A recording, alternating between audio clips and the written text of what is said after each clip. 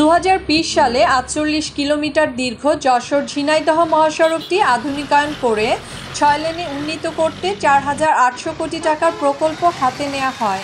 2023 সালে কাজ শেষের কথা থাকলেও নানা অজুহাতে আরও 2,650 কোটি টাকা বাড়ানো হয়, আর মেয়াদ বাড়ানো হয় 2026-এর জুন পর্যন্ত।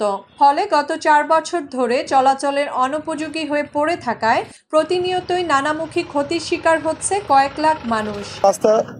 চলার উপযোগী নেই, বৃষ্টি হলে আমরা কাদা আর রোদ হলে ধুলো।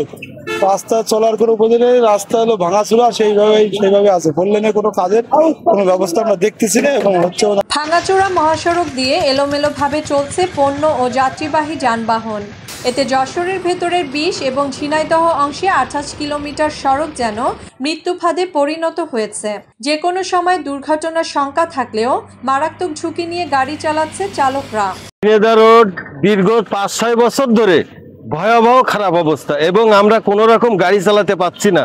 রাস্তা বাসগুলো একবার ডানে যায় একবার বামে যায়, হলো আপনার যাত্রীরা একটার ঘাড়ে আরেকটা যেয়ে পড়ে।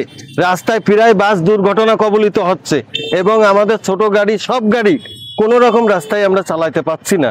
নির্মাণ কাজে দেরি হওয়ায় একদিকে যেমন সড়ক দুর্ঘটনায় হতাহতের সংখ্যা বাড়ছে, তেমনি বড় অঙ্কের লোকসান গুনতে হচ্ছে পরিবহন মালিক শ্রমিকদের, যার মাসুল দিচ্ছে সাধারণ মানুষ।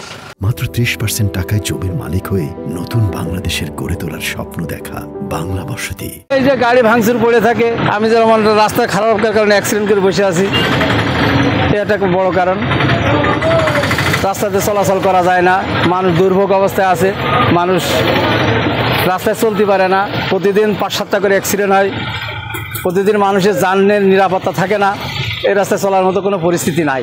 তবে সংস্কার কাজ চলছে বলে জানান সড়ক ও জনপথ অধিদপ্তরের নির্বাহী প্রকৌশলী। নিয়ম অনুযায়ী হচ্ছে যে ওই প্রজেক্টে যারা কাজ করে, প্রজেক্ট অথরিটি তখনকার ঠিকাদারের মাধ্যমে রাস্তাটা মেরামত করে রাখে।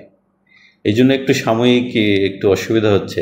আপনারা এখন দেখবেন যে অনেক জায়গায় কিন্তু সোলিং, এইচবিবি সহ এবং অনেক জায়গায় রিপেয়ার কিন্তু চলমান আছে। ওনারাও চেষ্টা করতেছে। ওনারা আশা করি যে এটা বৃষ্টিপাত শেষ হয়েছে, তো এখন আশা করি ওনারা কিছুদিনের মধ্যে এটা মেরামত করে স্বনির্ভর নিয়ে আসতে পারবে।